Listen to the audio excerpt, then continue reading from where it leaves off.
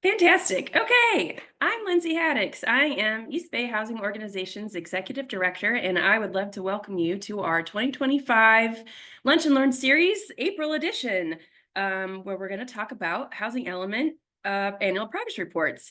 So, since you're here, you might know who we are, or you might not, but I'll just be really brief and say that East Bay Housing Organizations has a really important mission, and that's to mobilize the power and wisdom of our members to produce, preserve, and protect affordable housing opportunities for low-income communities in the East Bay. And we do this by adhering to what's known as the 3 Ps of affordable housing justice, which is production. We need more affordable housing units. Preservation, we need to preserve existing housing affordability, and tenant protections so that folks can stay stably housed and avoid displacement and eviction. And we believe in all of these things, including that housing is a human right and that housing justice intersects with racial, economic, disability, and social justice. We are a membership organization, and our strength is in our membership. And if you're not already an EBHO member, either as an individual or organization, would love to encourage you to join us. We have a sliding scale for membership because we never want financial hardship to prevent folks from becoming part of our movement. And since I have your attention for just a couple more seconds, want to make sure that you know that May is Affordable Housing Month all across the Bay Area.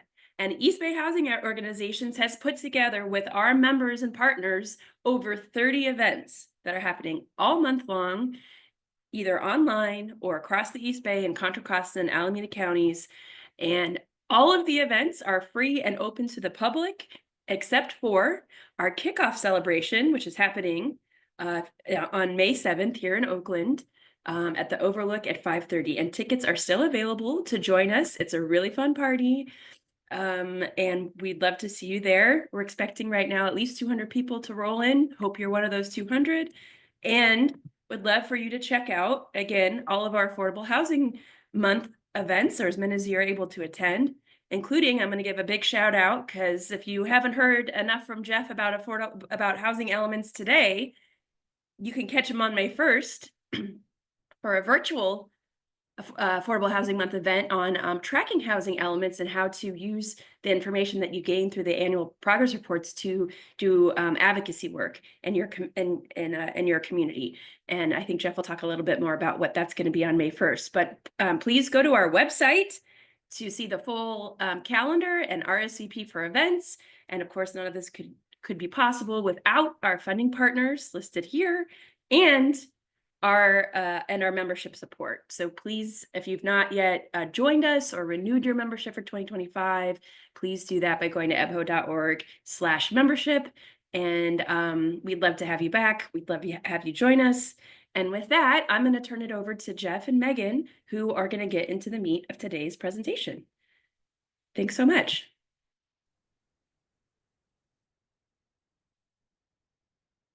Thank you, Lindsay, and good afternoon, everybody, and welcome to our presentation.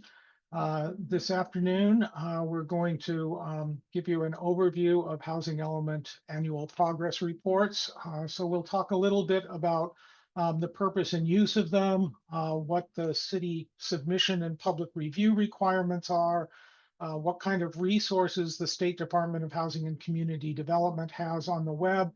And then we will walk through the APR tables and try and give you a good sense of what all the fields are that are in there and how to understand them.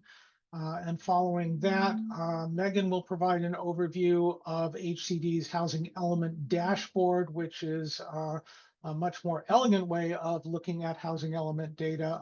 Each of these has their strengths and weaknesses, so we'll talk about that. And lastly, we will leave time at the end for questions and answers.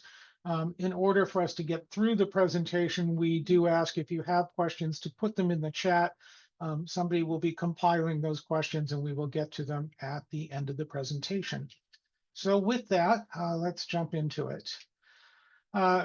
Number of purposes and uses for annual progress reports, or APRs as they're known. First, they're used to track planning and building activity and timelines, everything from application for land use entitlements through building permits and completions. Part of that is looking to see how cities are doing their progress in meeting their regional housing needs targets by income level. We want to look at specifically not just how many units in total, but how many very low and low income units are they doing versus how many moderate and above moderate income units. We know in the last cycle that was very much unbalanced. One of the particularly useful things when we advocated around housing elements, we advocated for a lot of policies and programs. Every city's housing element has a long list of programs with timelines on them. The APR is a place where the cities report on the progress. And one of the things we want to look for is, are they actually carrying out the programs that they promised to do?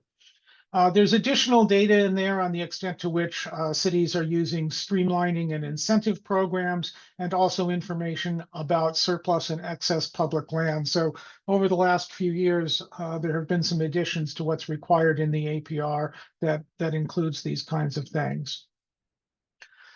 State law requires that the planning agency, in other words, the city planning department, has to provide the annual progress report to the local legislative body, that's the city council or the county board of supervisors, to the State Department of Housing and Community Development, and to the Office of Land Use and Climate Innovation, which used to be known as the Office of Planning and Research.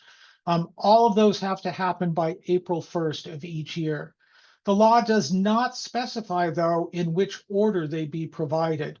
So HCD recommends that cities provide the report to their legislative body so that there's a public meeting where people can comment before they send it to the state, but that's not required. And in some instances, we do see cities sending them in and then bringing a report to city council saying, well, just for your information, here's the report that we submitted. That should not stop anybody from reviewing and commenting on them. We'll talk about that a little more today, and more about that at the May 1st event that Lindsay talked about at the beginning of this meeting. HCD also has a set of resources on the web. The link is here, and I think Joey's going to drop that link into the chat as well. And later on, Megan will give you a look at that site. But the forms themselves are there. There are detailed instructions. I really encourage people to look at these because they have definitions and they explain field by field what's supposed to be in there and what those fields mean. HCD also has a frequently asked questions document. It's mostly for the benefit of cities, but there's a lot of useful information. And there's a whole section with the dashboard and also the ability to download data from the dashboard. The state actually has a quite extensive database now with everybody's housing element from around the state. Housing element APRs have to be done on forms that are prescribed by HCD. This is basically an Excel workbook with multiple worksheets. I think there are over a dozen worksheets. Unfortunately, jurisdictions rarely publish them in Excel format. What we see is they bring a report to the city council, and attached to it is a PDF document with those forms. They're not always very readable. I'm going to show you in a minute what that might look like. However, the California Public Records Act requires that cities release on request documents in their original form. Since the documents were prepared in Excel, the cities, I believe, are obligated to release the Excel worksheets to you if you request them. Some cities post them, but not very many. I will say we were quite happy to see that Oakland has been posting those documents for many years now, all of them in the reports section of their planning department's website. So with that, let's jump into what's in them. There's a bunch of tables, a set of core tables that I think are really the most important that follow housing development applications for planning entitlements, what's approved and what isn't, the annual building activity report summary, which walks through what has been entitled, what has been permitted, what has been completed, all about new construction projects, broken out by income. We'll take a closer look at that form in a minute. There is another table which is a summary of how the city is doing at meeting their RHNA numbers by income levels with the numbers of units produced every year and then totaled up so that you can compare it to their RHNA and see to what extent they are on track or not on track. Very important table. And then for those cities that were required to do rezoning, there's information about the sites they've rezoned and the progress they're making on that. And finally, a table on program implementation status. And this is where every program listed in the housing element is listed here with a status report on where it's been done. There are a bunch of additional tables on some special provisions about density bonuses, rehabilitation and preservation. We don't see these used a whole lot, but you will see them sometimes. There are tables on public land, quite useful. We'll see that in tables G and H. Again, a table about density bonuses offered when student housing is built. That's not something you'll see very often. If a city has a tenant preference policy for affordable housing projects, that has to be identified in the housing element, and a link to that code needs to be there. And finally, again, kind of specialized, but reporting on state local early action planning grants, which are grants the state gives to localities to help them do planning activities. But sometimes there's some useful information there. Okay. This is what the PDF of these tables look like, and why we can't show them to you this way is they're pretty much unreadable at this level, and they get worse. The biggest table, A2, looks like this. So while we would love to walk you through them and see the whole form, we can't. And so what you're going to see in the next slides is we have zoomed in on the column headers in particular of these forms so that we can just explain to you what each section of the form covers so you have some idea what you're seeing there.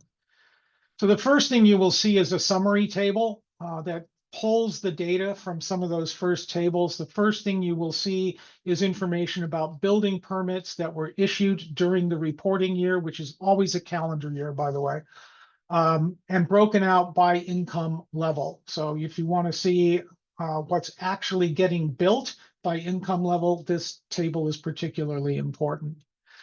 Further down in that table, there's additional data, again, on projects that were entitled, projects permitted, projects completed, with summary by building type, indication whether these are infill projects, again, some summary information about applications for entitlements that were received and how many they got and how many were approved, and some information about the use of streamlining provisions. And more information on streamlining, and then lastly, information about density bonuses that have been used. And I'm not sure this is a terribly important table, how many programs were implemented, because I think most cities will say, well, we implemented all of them in some form. And if they were rezoning sites, if they were needed to do that for their site inventory, there would be a count here, but there's more detail in the tables themselves. So table A deals specifically with development applications, applications for land use entitlements. So what you will see as you work your way across here is basically project identification information. So the parcel number, the street address, the project name, if it has one, a local tracking number, and just some basic information about what kind of structures, single family, multifamily, accessory dwelling unit, renter or owner, and date application. This form then lists below every single project that had action on an entitlement, whether it applied or was approved during the year. So if you want to drill down and actually get information about individual projects, you will find it in this table. Moving across, there's a section on proposed units. So this is for every project that proposed a project and applied for planning approvals, information about how many units there were in each income category and whether those were deed restricted or not deed restricted, meaning the proponent of the project was basically saying that these will be naturally in this price range.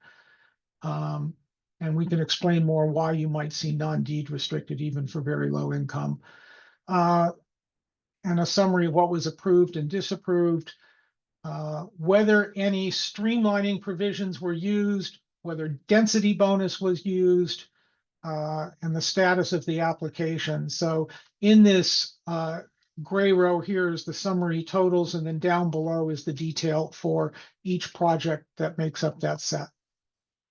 Table A2 is particularly important. This is the building activity report. And so in this report, again, you've got basic project identifying information here and several sections. The first is on projects that were actually granted land use approval or got their entitlements, again, broken out by the number of units in each category. And again, on this summary row, in total, how many units were entitled. By the way, the data I am showing here comes from Oakland's annual progress report. So this is real data from Oakland. So in 2024, Oakland entitled 2,666 units. The next section looks pretty much the same, but this is about building permits that were issued. So these are basically construction starts. And then a third section on certificates of occupancy. So this is how many units were completed during the calendar year. The same project could show up in this form in multiple years. 1 year it will show up in the entitlement section. A couple years later, it may show up in the building permit section. And then a year or two later, when it's completed, it will show up again with data in the certificate of occupancy section. So you will see the same projects listed in detail in more than 1 year because they have a different status in each year. And then additional data will be in there, and that additional data includes information about streamlining. Let me explain for a minute about financial assistance versus deed restrictions. If projects got any kind of financial assistance from federal, state, or local programs, those programs will be identified in here. And if there are many, then you may see more than one program listed here. Deed restriction refers to projects that are affordable based on not on financing, but on provisions, in particular inclusionary zoning or density bonus. So here, for example, you can see that there's a project that got a density bonus. And then lastly, for units that the city claims were in a particular affordable to a particular economic level without there being any restrictions, they have to explain how they determined that those units were affordable through market studies or some other basis. And then there's additional information if the project involved a site where there was housing that had been destroyed in a natural disaster or was demolished to make way for the new project, then information about the units that used to be there is provided in this section here. There is information about density bonuses and finally some notes about the project. So this table A2 is particularly important. Table B is the summary of what has been done in the jurisdiction to meet their RHNA targets in each year. I've actually hidden in the full table. This will run all the way out to the entire planning period through 2032.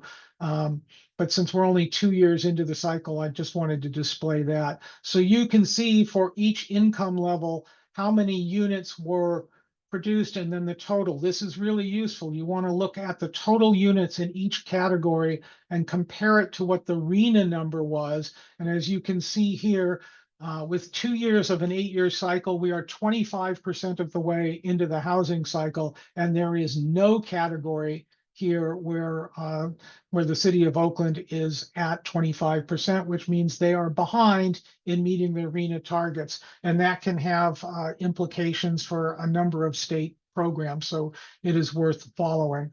There's information down below here tracking on extremely low income. The need number is estimated as 50% of very low, but then the city is supposed to be tracking the extent to which they actually have units affordable, deeply affordable to extremely low income households, below 30% of median. So that's where you can see how well the city is doing on that. Some cities have to do rezoning because they didn't identify enough sites in their housing element, or they hadn't done so in the previous year, even though a previous cycle, even though they were supposed to.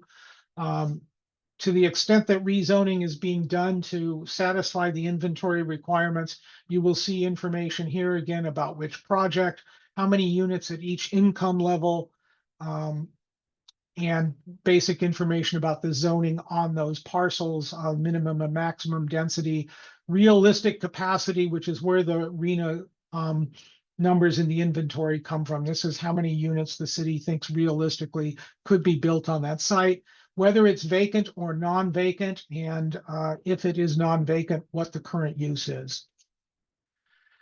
This is table D. This is the program implementation. This is another table I think people will want to pay particular attention to. As you can see, all of the programs that are in the housing element get listed here by program name and usually by the identifying program number as well. What the original objective was, what the time frame was in the housing element, and what the current status of implementation is. And we would encourage people in particular to look for things where the time frame suggested that the program would be fully implemented by a certain date. If that date has already come to pass, then the question is, did the city actually fully implement the program, or are they providing some explanation or not about whether they actually met those deadlines? And this is one place where I think we really want to hold cities accountable. If they said they would do something by the end of 2024, let's make sure that they did so. Some of the other tables, we'll go through these a little quicker. Table E covers density bonuses that are provided to commercial development because the developer also provided affordable housing. I don't think we see this real often, but it is a provision in law and gets reported on here. Table F lets cities report on units that were rehabilitated, preserved, or were acquired. This is mostly a voluntary table. In most cases, these units do not count as meeting RENA because they are not new units. It is possible under some pretty limited circumstances to have units count towards RENA. It's pretty detailed what counts, so much so that HCD actually locks this set of the worksheet. And if cities want to report rehabbed or acquired units as meeting their RENA goals, they have to check with HCD to make sure they have met those requirements, and then this section will be unlocked for them. And table F2, another thing we probably won't see real often, but it is possible to convert above moderate income housing to moderate. So if there's a program to buy market rate units and then restrict them to moderate income or less, cities can get credit towards their moderate income goals for doing so. And they would report that here in F2. Same kind of information we see in the other worksheets, broken out by income, whether they were deed restricted, and so on. Table G is a public land information worksheet. If the city included public lands in the housing element site inventory, and then in the reporting year, they sold, leased, or otherwise disposed of that land, then they have to report on that here. Information about the parcel, how many units it was supposed to accommodate based on the housing element, who they transferred it to, and what is being proposed on the site. And this one, most of these are meeting the proposed, but we will note here there's one site where it was identified for 124 units, but only 41 units are approved. At some point, that can be a problem for cities if they approve less units than were anticipated, but most cities built in a cushion, so that's not likely to kick in right away. But this is where you can see information about publicly owned sites that were in the inventory. Table H is basically an inventory of all of the public land that the jurisdiction has and whether it has been categorized as surplus land, as exempt surplus land, or excess land. And the big difference between surplus land and excess land actually has to be declared as surplus by the city council before they can dispose of the land. Excess land is land that the city has identified as being in excess of their needs, but they have not declared it surplus and are not yet taking any actions to dispose of it. But it will let you know that that land is out there and in the city's inventory of owned sites.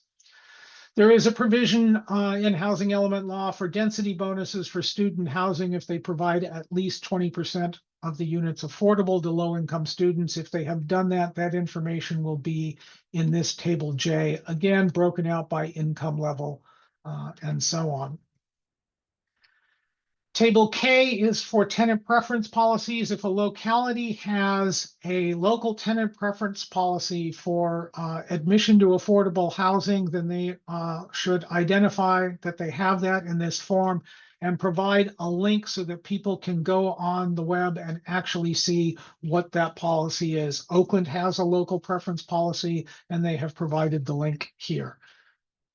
And lastly, the state provides a set of planning grants through what's called the LEAP program or the Local Early Action Program. These are grants for planning that can be grants for working on general plans, specific plans, and so on. If they got those grants, they have to report on the status of them and what they did. But also on this table down below is, again, summary data on projects that received their entitlements broken out by income, building permits, and certificates of occupancy. This is another place where that data is summed and put in summary form here, taken from mostly from table A2. And that's it for the tables. Certainly happy to answer any questions when we get to that. And with that, we're going to turn it over to Megan. Thank you, Jeff. And yes, we echoing Joey's comment in the chat. We know this is very detailed, so we do urge if you have any questions at any point to put them in the chat and we will have time to go over them. This next portion I'm walking us through will be very interactive. I'm going to be showing you my screen, navigating HCD's website and the APR dashboard. And Joey will re-provide those links in the chat so that you can have them to look at your own time. Of course, we're on a limited time here, so there's a lot you can dig into, but our hope is that you walk away feeling more equipped to especially utilize the APR dashboard, which I will get to in a minute. But this screen you see here is the HCD website, so hcd.ca.gov. This is the home page. So if you were to go here, you could go to right here, the Planning and Community Development tab. Hovering over that, you see bunch of topics, and then you can head over to the annual progress report tab. So as Jeff mentioned at the top, this is a centralized page on HCD's website that has a bunch of tools, both for jurisdictions submitting their APRs. So especially these two, you can click into all of these, but especially these first two are really tools like the forms for the jurisdictions to be able to fill out their APRs. HCD also has, some tools to support cities and counties to complete their APRs. What we really wanted to draw attention to today is especially, well, in this one, in the third bucket on tools showcasing APR data, there's a couple of great links here, including the dashboard, which actually shows up twice because you can click into it here as well. But this link right here, the annual progress report dashboard, as you see, the interactive dashboard will come up, and I will walk us through this in a second. There's also this link, which is the data set. So if you actually wanted to download the APR data in a CSV format, if you click that link, this is what the tab would look like. And you can really dig into all the tables that Jeff just walked us all through specifically and download whichever ones you were more interested in seeing if you wanted to see the whole Excel page. Like Jeff said, it's really big. of a workbook. There's a lot of columns. So if you wanted to view it in that way, we would encourage you to go to this tab. But back to, I'm still on this broader APR website. If you scroll down to this section, APR data dashboard and downloads, that's where I'll be walking us through, spending the next 10 minutes or so to look at. So if you click into this, you will get this larger dashboard that's interactive. It has a bunch of headings that we can click into, and I will walk us through. I also want to share that you can navigate down here, so you can see 1 of 16. So you can also see the different pages that you can click through. And if you wanted to easily, go to one further down, you could toggle here too, through the arrows or by clicking into here. But this is the overview page. So, as we've mentioned, the APRs report required to be completed every year. It's very comprehensive. These Excel workbooks that Jeff just showed us are submitted by cities and counties to HCD. And it's very important here and is, sorry, let me move this. It's pretty clear here in bold, right? But I want to stress to you all is that the data in this dashboard that we're walking through today is data self-reported. So it's the data that's provided by cities and counties to HCD. HCD does not do any independent verification. So really all the numbers you're seeing here are the ones provided in the forms. This dashboard is a very, I think, more accessible way to look at a lot of these numbers. So in many senses, that's why we're hoping you walk away today feeling more comfortable navigating it, whether you're an advocate, a community member, or really just anyone interested in all of this data and housing elements and APRs. But there is a lot of information here. So as I mentioned, I will be moving quicker through some sections, but definitely encourage you to to play around with this dashboard because there is a lot, as you will see as I walk us through, there's a lot of information. I do want to also make a note that previous year data will not be completed and reflected in this table until the end of the fiscal year, so the current fiscal year, so by June 30th. So that means at the top of the meeting, we mentioned, all jurisdictions have to submit their APRs by April 1st. But that means in practice, when I'm going through this dashboard, we actually won't see a lot of the 2024 data because that probably won't be updated until midsummer by HCD. So I'll walk us through this so it's more tangible, but we'll really be looking at a lot of 2023 data from jurisdictions. And lastly, before we get into it, you can also change the scale here, I should say. At the bottom right here, you can click in if you wanted to zoom in. I'm going to keep it about here because it's hard to share the screen, but of course I will zoom us into some tables as I'm walking through. So that is the overview page. Moving on to the key figures page here, the second heading. This gives you an overview of the housing development pipeline. So we always really like these graphics here. They might look cut off to you, but they're very intentional because it's building a house here. So you have submitted, entitled, permitted, and then completed. Right now, these are huge numbers because these are all jurisdictions in California. But if we were to go, for example, let's look at Alameda County as a whole. So, you would click in the county selection and you could click Alameda County. So, you can see the numbers change pretty quickly.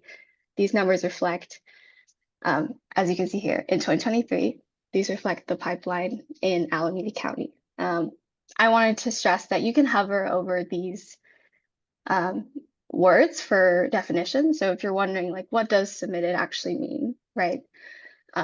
Means, like it says here, been determined complete by the jurisdiction. Or if you want a refresher on what permitted means, you could just hover over the word. And you can also hover over all these numbers. So if you wanted a refresher on what exact percent of AMI, of area median income, is above moderate, it's, as you see here, greater than 120. Or if you wanted to see what's low, right, that's 50 to 80%. I did want to note, and HCD doesn't say it here, though it's very small in the top right, is that very low income units include extremely low income extremely low income being 15 to 30% of AMI. You can see here, they do break it down right here, but that's the number is inclusive of the ELI units, because in the forms, jurisdictions just have to fill out very low, inclusive of extremely low. I did want to say, you can also sort by COG, by Council of Governments. That's what COG stands for. I should say, you can also reset your filter. So let's say, we're looking at the county, we want to switch gears, look at the 9-county Bay Area as a whole. You can reset your filters on the right side. And then you can see here, you can sort, if you wanted to sort by regional body, right? For us in the Bay Area, that's ABAG, the Association of Bay Area Governments. You can click into ABAG. And now you have the numbers for the 9-county Bay Area. And these filters are pretty useful throughout the dashboard, by county, by jurisdiction, by year. So I would just get more familiar with using that. If you wanted to, let's say you just wanted to look at the East Bay, if you wanted to look at Alameda County and Contra Costa County, you can select multiple. So I would select Alameda County, you can hold control, and then you can select multiple selections. So here, these numbers reflect Alameda County and Contra Costa County as a whole. So it's also useful if you're just wanting to look at specific jurisdictions or specific selections. Yeah, also you can sort by structure type. This is, you can do that in multiple sections here, but let's say you wanted to look at the production of ADUs, of accessory dwelling units, you can click into that. I will note, you probably saw when I clicked ADU, it did deselect my selection of the East Bay. So just make sure when you're making a new selection, you might just want to double check. If you still just wanted to look at the East Bay, then I would just reselect, the 2 counties. And this is the ADU numbers for the East Bay. Okay. I'm sorry to interrupt, it's Lindsay. Someone put in the chat specifically, they were wondering if you could explain what entitled meant. So I was hoping while we're on this page, you could hover over that and explain that. Sure. Yes, thank you for calling that out. There's a lot of things on my screen, so thank you for verbally saying. Yeah, so I hovered over entitlement. I think, based on what HCD is saying, it's when a housing development or project has received all the necessary sort of approvals, the land use approvals and entitlements necessary for them to be issued a building permit, but specifically during this reporting year. So this would be for 2023 units, ADU units that were entitled in the East Bay based on our current selection. Okay, I'm going to move us forward. You'll continue to see, I'm moving to this construction tab. You'll see, similar selection options on the left side here. And it's not always intuitive, but there are four things here, 4 options here. And again, I also sometimes like to use this bottom way to sort if you don't want to navigate that way. But right now we're on housing development timeline. I'm going to move pretty quickly here, but just to give you, sorry that I can't get rid of this part. There you go. You can select many things here. You can look at the average amount of days that it takes projects to go from submitted to entitled, from entitled to permitted, from permitted to completed. And again, similar structure here where you can select one specific jurisdiction, you can select the entire Bay Area if you'd like. You can select if they're owner or renter units, and then the structure type again.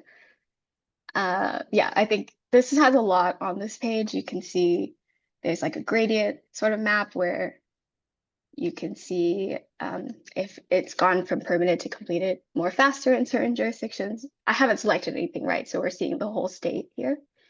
But if you were to select specific parameters, you could see, I'll just do one for, let's say, we could just choose Berkeley as an example of a specific jurisdiction. And then you can see we zoomed in and it's quite red. It's on the slower side for what I'm looking at right now. Again, I'm going quickly over this, glad to cover more in questions, but want to make sure you have time for all the other important parts of this. dashboard. So next there's an income section on, I'm still on this construction page. This is income. This again, you can sort by a lot of the specific processes. So if they're submitted, if they're entitled, permitted, but now you can see, right, we have income levels. So again, just so that it's a little bit clearer, I'll go to a specific jurisdiction. In Alameda County, it looks like we're looking at just above moderate units in 2023. So that's why kind of it's all just yellow, right? It's reflecting above moderate units. But it, you know, if we were to go back, let's say one more year, hopefully to get a more, we have a little bit more of a mix of units. And again, many times in this dashboard, if you want more information, I find that if you hover over it, it's pretty easy to see, right? So if we wanted to see how many units, right, you wouldn't be able to know that just looking at this pie chart, but hovering over it tells you 103 units, low income, which is about 64%. And these are for submitted, right? I'm on submitted units. Moving forward, if you wanted a more visual way to see this on a map, you could click into the map section here. Again, there's different selections here, as Jeff mentioned earlier, with like deed restrictions and with projects receiving financial assistance. You can click into those just to toggle around. I clicked into the financial assistance one, so you can see various programs, right? LIHTC, unsurprisingly, being on top of this section. But there's a lot, as you probably can see, there's a lot you can toggle around here. I'm going to spend a bit more time on our housing needs section, so I'm just going to walk us through what the structure type, this is right for structure type. So you can see different colors for single family detached, for red, green reflecting 5 or more units, right? So again, same kind of selection that you can do on the left side to get more granular, depending on what you're looking for. Okay, I'm going to move us to the housing needs page here. This is personally where I spend a lot of my time. So first we're on this RHNA, the Regional Housing Needs Allocation. We're on the RHNA needs page. So this is a huge overview. And you can see these are pretty small numbers. So for the purposes of this presentation, I will pull us into the Bay Area, again, going to the COG/region, selecting ABAG. And there, you can see here, there are some selection pieces here, and you can, oh, sorry, that's not the right one. You can pull it out into a table. And again, I know that's not much better, but you can kind of zoom in here. So this reflects the 6-cycle RHNA numbers allocated to the Bay Area. And you can, look at it by county. This is just one way to see this is the RHNA numbers. You can go back to the 5th cycle, which was, so you could see 5th cycle allocation, but as Jeff mentioned, we're in the 6th cycle, which is 2023 to 2031. So we're 2 years into that, as mentioned. I find that this page is useful, but again, it's pretty small. It's the numbers get pretty small, and you can see the same numbers in these other sections. Yeah. So let me move us to RHNA total permits, this next section here. All right. So I will, again, for our purposes in the Bay Area, click ABAG. Yeah, so this is the 9-county Bay Area. As I mentioned, our cycle, sorry that the formatting is a bit small, but hopefully you can see. We're in the 6th cycle, 2023 to 2031. I want to stress something about this 25% through 6 cycle. As Jeff mentioned, right, we are 2 years out of 8, so we are technically 25%, a 4th way through the cycle. So that is accurate, but again, understanding what I said at the top, where this dashboard doesn't yet reflect 2024 numbers that were just submitted to the state for 2024. While we are 25% way through the cycle, we only are really looking at 2023 data. I'm so sorry that the sizing is getting a bit messed up. Yeah, so again, we are 2/8 of fourths out of the cycle, but we are only looking at really 2023 data for most of what we've been looking at. So this looks at total permits. So again, if we wanted to drill down and look at a specific jurisdiction like Albany, for example, their total RENA is 1,114 for the 6th cycle. You might be wondering, that's, what are the specific numbers for very low, for low, moderate, above moderate? That's where you can go. I find it's most helpful to look at this progress tab. Again, huge numbers because every time you kind of click into a new section, it's resetting the filters, right? So again, if we were to stick with the Albany example, I just mentioned that number was about 1,100 something for Albany. And yeah, so if you click into a jurisdiction here, you can see the breakdown by income category. So in the 6th cycle, Albany, was allocated to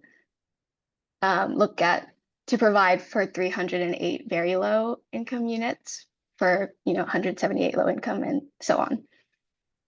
This tab is very useful both because you can look at our current cycle, right? But you can also see and where EPHO uses this a lot, I think, is to look at prior performance. So 5th cycle, which is our past housing element cycle, really quickly, if we wanted to look at Albany's performance, you can see how many permits, right? So how much of each income category they produce and, see what percentage that was.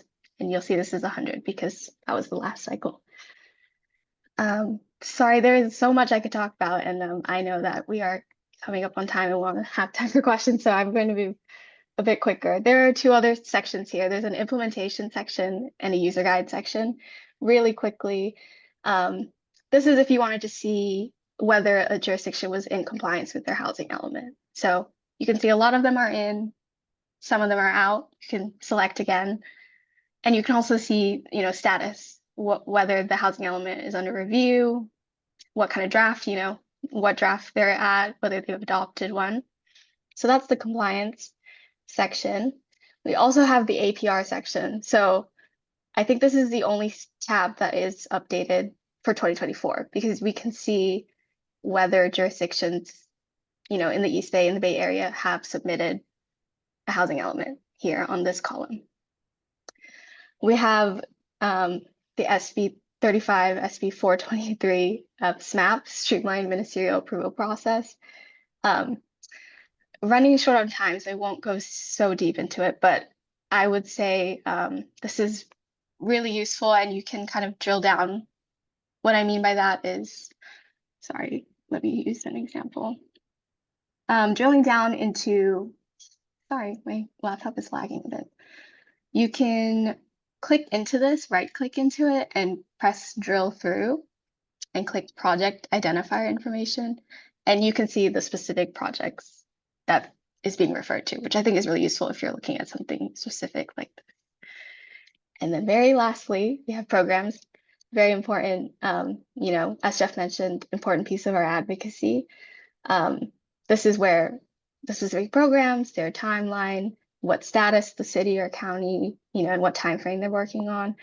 And so if you feel like the description is inaccurate, or also if cities are not maintaining, their time frame that they identified for a specific program, this is a very useful advocacy point, I think, for all parts of the year, whether or not we're looking at, April and May for the APR.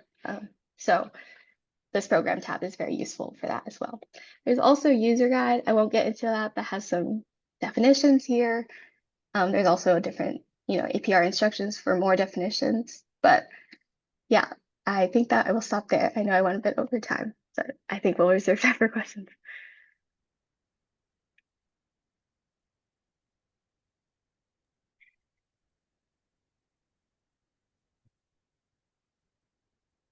Thank you, Megan. And that concludes our presentation. We want to leave time for people to ask questions.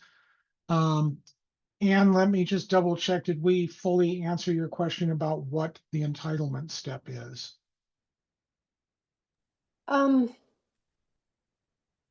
I guess it's not complete. I just don't know what the whole process is. They apply for, this is our general idea, and then these are our drawings or not, or what. Yeah, but the entitlement, I guess the entitlement means they're ready to submit their permits, but if you could just say a little more what that process is. Sure. So the entitlement process is the process of getting land use approvals, that is permission to build a certain type of project on the site. Does it meet the zoning? Does it meet the other development standards? So projects have to apply for all of that and go through review. There are two kinds of entitlement. There are what's called discretionary approvals and ministerial approvals. Discretionary approvals, the city can, require a conditional use permit, for example, and impose certain conditions. It depends what's in their planning code. It may require a hearing in front of the planning commission. Ministerial approval is approval basically at the planning counter. The city has very little discretion other than to use what are called objective design standards. And much of the streamlining bills that we've seen in the last several years sets conditions under which projects can qualify for ministerial approval. The most important thing about that is if a project is subject to ministerial approval, it is also exempt from CEQA review. So that can really speed up the time that it takes for the project. So you have to get all of your land use entitlements in place before you can apply for a building permit. You won't have your full construction drawings, but you'll have a site plan and some basic ideas of what the project is going to look like and how it's going to comply with zoning. So projects apply. There's standards for determining if the application is substantially complete. And then after it's complete, gets reviewed by the city. There are some timelines on some of this. And then finally, projects get their entitlements and can now move forward to apply for building permits. Great, thank you very much.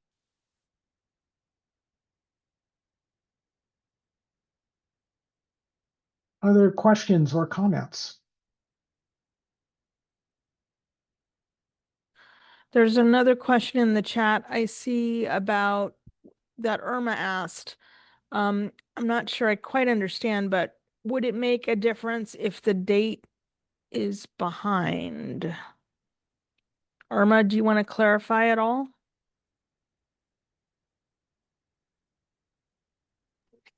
No, what Megan was saying was that she was doing 23, was it 23, 24? That it wasn't current to 25. And my question was, does that make a difference? Yeah, so this is the issue of what data is actually showing up in the dashboard. Yes. So while the cities have to submit that data by April 1st, the state doesn't actually load all of the data into the database, usually until the end of June. So right now, even though we're actually in the third year of the cycle, the first year data is in there. The second year data has been sent to the state, but won't show up in the dashboard until later this year, sometime in June, which is why it's really important if you want to know right away what happened in a particular jurisdiction in 2024, you need to ask the jurisdiction to give you a copy of what they submitted to the state because of this time lag. And the one caution that Megan was pointing to is the dashboard says that we are at 25% of the planning period, which is 2 years out of 8. So technically, yes, we have completed 25% of the cycle, years 23 and 24. But the dashboard only has 12.5% in there, just the first year. And until June, we won't really have 25%. Data for 25% of the cycle until then. So we just want people to be a little cautious about what data is in there and when.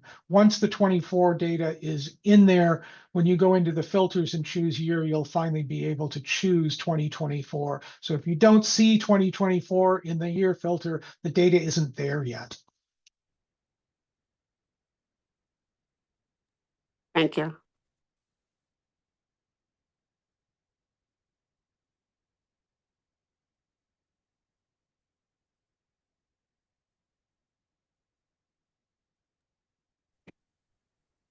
It's Lindsay. I was wondering, since we just have a couple minutes left, if you could preview what the May 1st Affordable Housing Month event on housing elements will be and how people can attend that to continue their advocacy work around housing elements.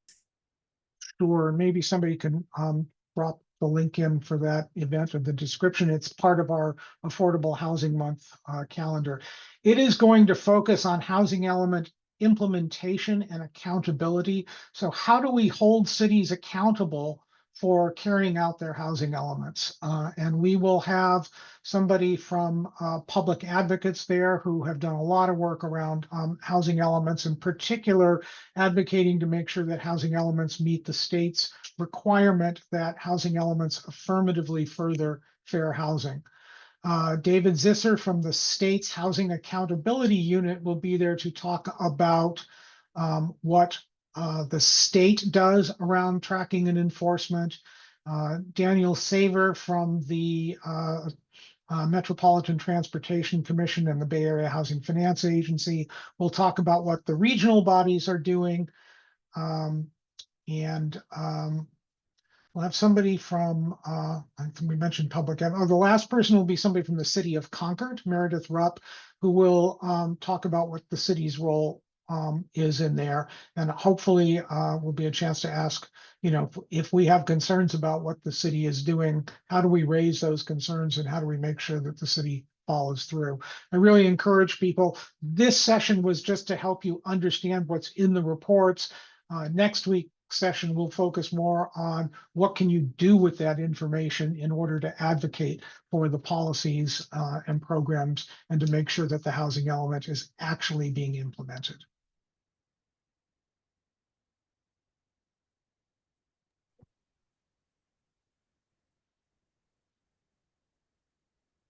So, and Joey did drop the link into the chat. So if you're interested, the event is free. We ask that you sign up. It's a virtual event. It will be online, and certainly encourage people to check that out. And then once again, Lindsay has dropped into the chat the link for all of the events in Affordable Housing Month, all 30 of them. And lastly, we will once again encourage people to come to our Affordable Housing Month kickoff event. And maybe we'll drop that link in one more time as well. Great, thank you. And we are at time, so thank you everybody for attending. We really appreciate it. We hope this information was useful for you. And feel free to reach out and contact us at any time if you have any questions or comments for us. Thank you.